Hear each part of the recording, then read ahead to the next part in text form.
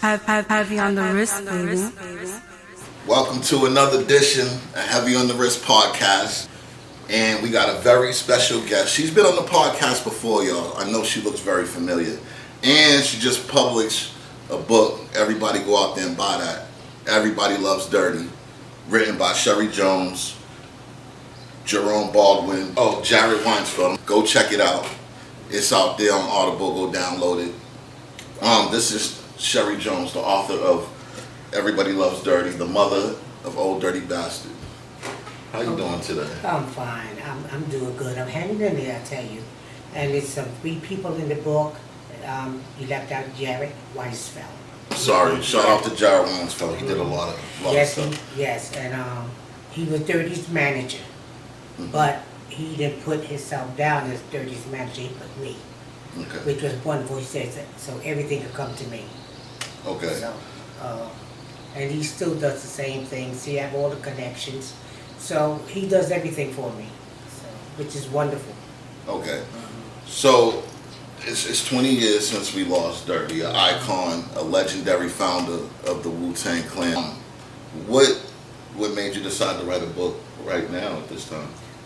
Well, I wanted to write a book a long time ago, but Dirty was wild, but he was a private person, and I didn't want to air anything out there about him.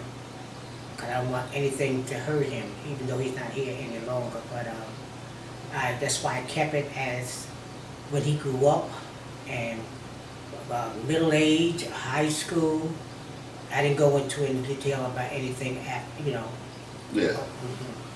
Mm-hmm. You talked about his younger years Mm-hmm. when he used to play instruments, Mm-hmm. and he started rapping at a young age. And so what really, what motivated him to start rapping and getting into those things?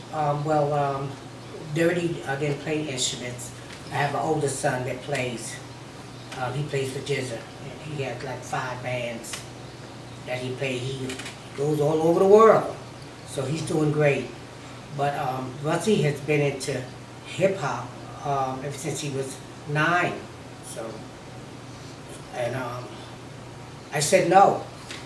You know, they wanted to sign him when he was 11. When he was 11? Yes, they called me and wanted to sign him, and I told them no.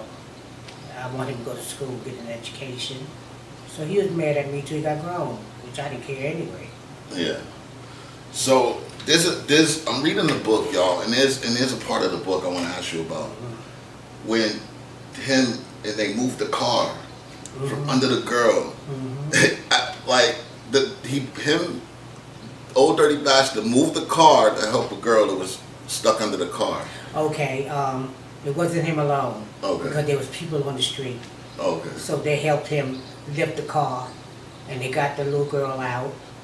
I can't think of her name, but she was still in Dirty's life. He went right straight to the hospital with her. Yeah. And stayed with her. And he left and he went back to find out how she was doing and everything. So this kid is still in our lives. She shows up for everything. She's in the A&E program that Dirty's ex-wife gave. So That's nice. so we can always get in touch with her. Okay.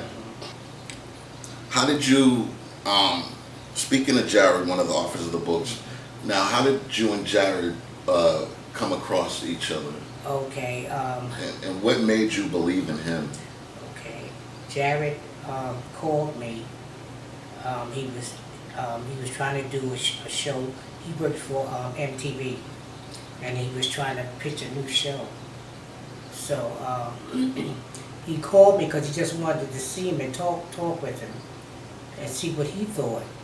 And he tried to go up there, but he got sick. He had a seizure. So he called me and asked me, Miss Jones, will you accompany me up to see your son? I said, yeah, of course. Mm-hmm. So I met him at the bus, and we got on the bus and went up there. And we walked in, and all Bunchy did was look at him and say, you my manager. But Just like that? Just like that. and he was young. He didn't know about managing anybody. So Dirty said, and not only that, I want a record deal and I want a clothesline. He did everything for him. But when he walked out that door, he had it. He must have made an impression on you then. Yeah. Oh, yes. To say the least. Oh, yes. Oh, his father owned was a jean company, Mud Jeans. Okay. Okay. I remember Mud Jeans. Oh, yeah. you remember? Okay. Yeah. Yes. The Garter girls was wearing them back then. Right. So he's okay, you know. So and just by talking to Rusty, he fell in love with him. He said he's such a kind person. You know, everybody thinks he's this, but he's not. So he became one of Rusty's best friends. You know, but he don't drink or don't smoke or none of that stuff. But so what could be better in Dirty's life than a person like this? Right.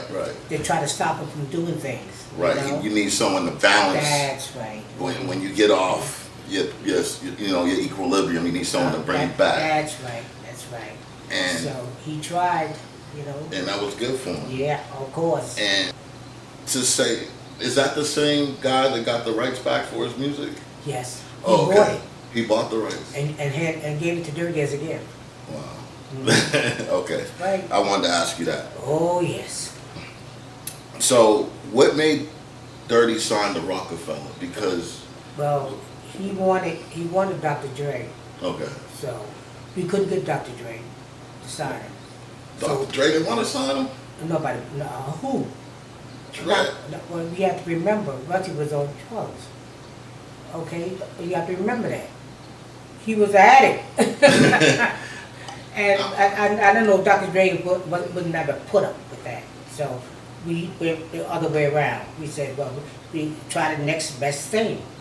Because I know he wouldn't go for it. Oh, okay. You know, they'll fight Dirty in a minute. So was his other deal had ended at that point?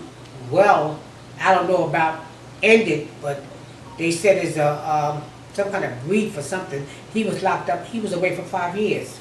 So The contract should be null and void. Right. But when he got out, they didn't want to let him go. So Jared had to put out to get him then, too. So but they didn't want to let him go. He wanted to get out of his contract. Yeah. Yeah.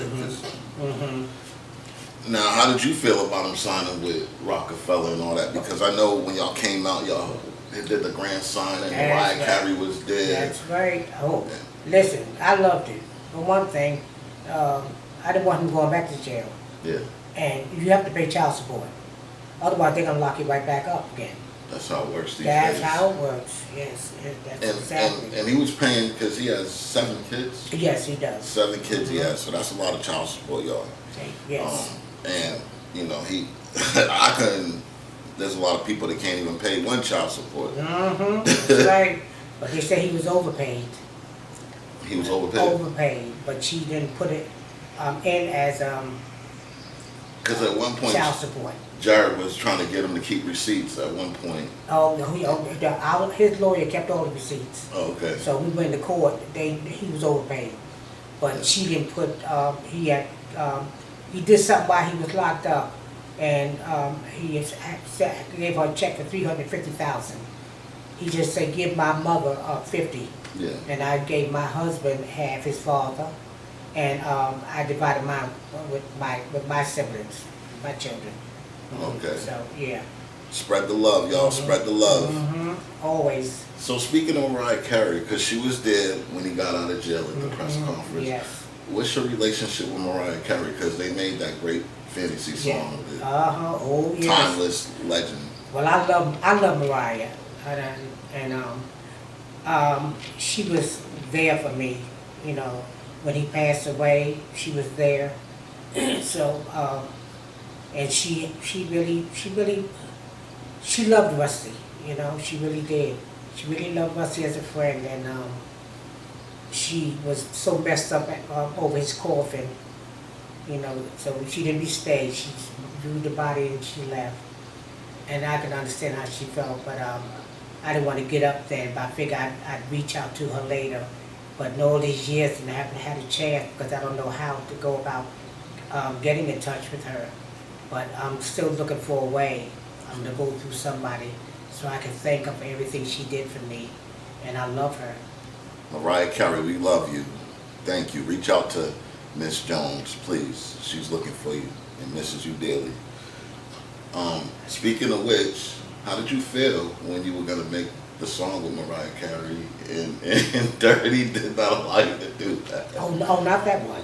Why do you think he did that? But not that one. It was the song he did with Rodiga.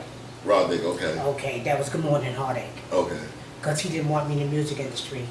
He said, Mommy, because you're too kind, they will eat you up and spit you out. That's my phone. Oh. That's your ringtone. So, how do you feel about, because if y'all follow Wu-Tang, like I follow Wu-Tang, you know Dirty's son, Young Dirty, is like officially a part of the clan, basically. So, how do you feel about him doing his thing? You know one thing, when I went to Vegas and saw him perform, I just had to grab him and hug him. I told him, you did a great job. Yeah. You really did. So I'm proud of him. I'm really proud of him. So, and I love him. I tell him I love him every time I see him, you know. Is any of Dirty's kids decided, besides Young Dirty, decided to take a path in the music? No. Just Allah and Prince. Okay. And I don't know if anybody has ever asked you this, but how did he get all of his nicknames? That I don't know. Because we got Big Baby Jesus, That's we got A Song, we got Unique Son, Big Baby Jesus. What are the gangsters? 'Cause all of them had gangster name when they did well anyway, all of them had gangster names. So Busty has so many names. Listen, but I don't care how many names he had. I call him Busty. Yeah, you just stuck with the one nickname. And I'm the only one could call him Busty. Anybody else call him Busty, he want to fight. Yeah. He was a fighter. He wanted to fight. He couldn't fight at all. He'll start a fight and run. You'd be gone. How did he, like, was Brooklyn Zoo, was that like his own group that he had? Because I know he was closest with Buddha Monk. Yes. And the rest of them was his cousins. Oh, okay. 12, Murdoch, Ray Song, Ray Son, and Silsky. and Shorty Shitstain. But I know the 60-Second Assassin is your nephew. That's right. Shout out Wu-Tang 60-Second Assassin. Yeah. But he wasn't in the group. No. He was in Sons of Men. That's right.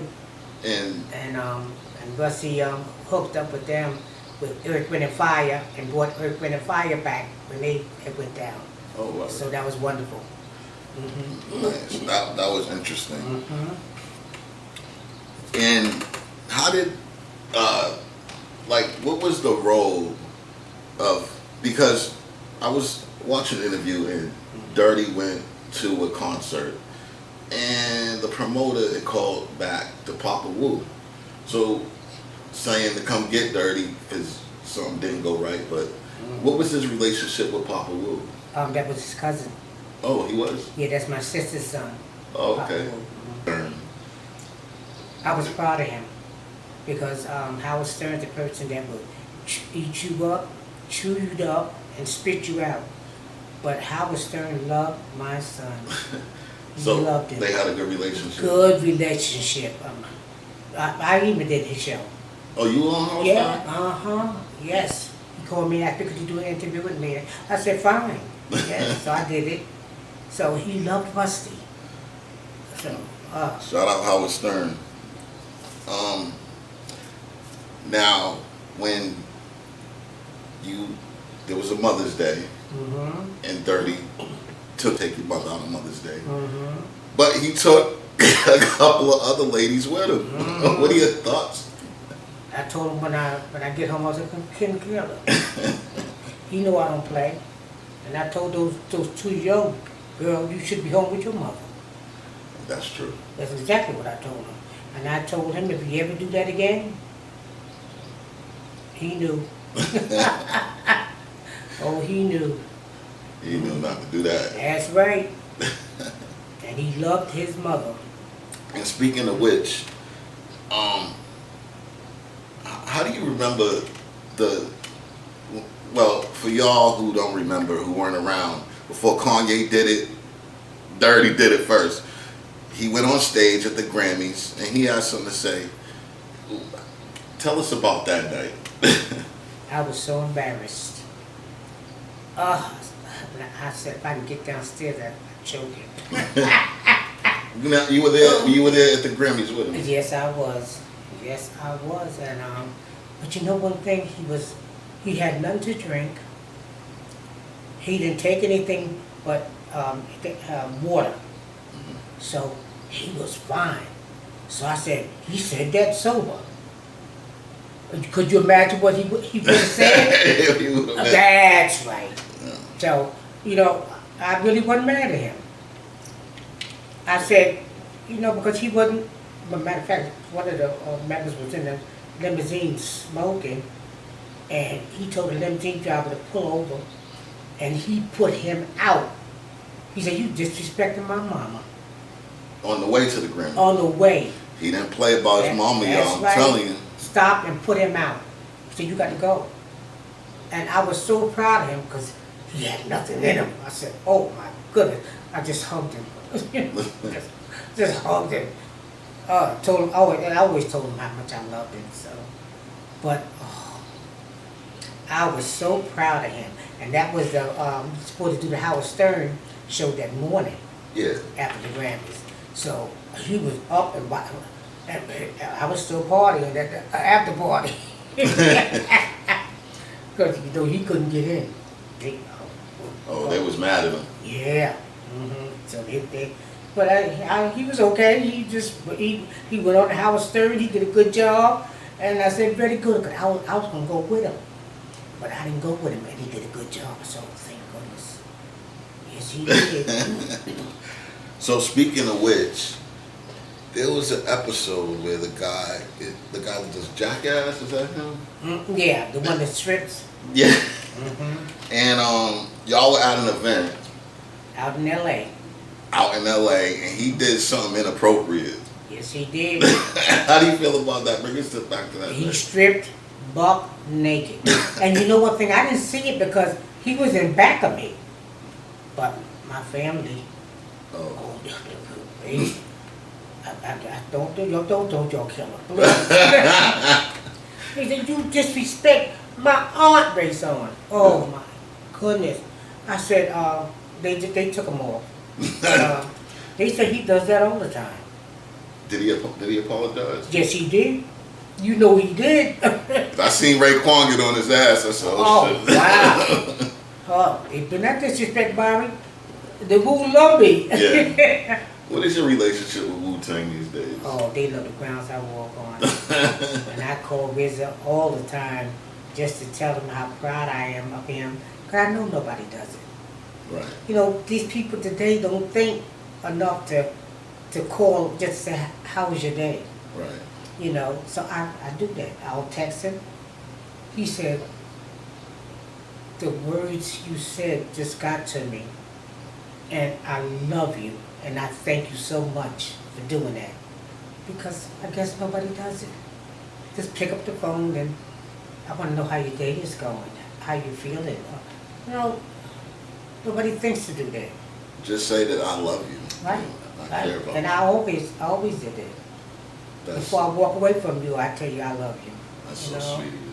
So, and that's to everybody. That's people, I do the people all over. This has been another edition of Heavy on the Wrist podcast. Due to some timing issues, Miss Jones had to get out of here, but I just want to thank Miss Jones for coming by the podcast. It's been a blessing. Go buy the book. Everybody Loves Dirty. It's out on audio books right now. It's out on all platforms. Go buy the book. It's been another edition of Heavy on the Wrist podcast. Heavy on the wrist, baby.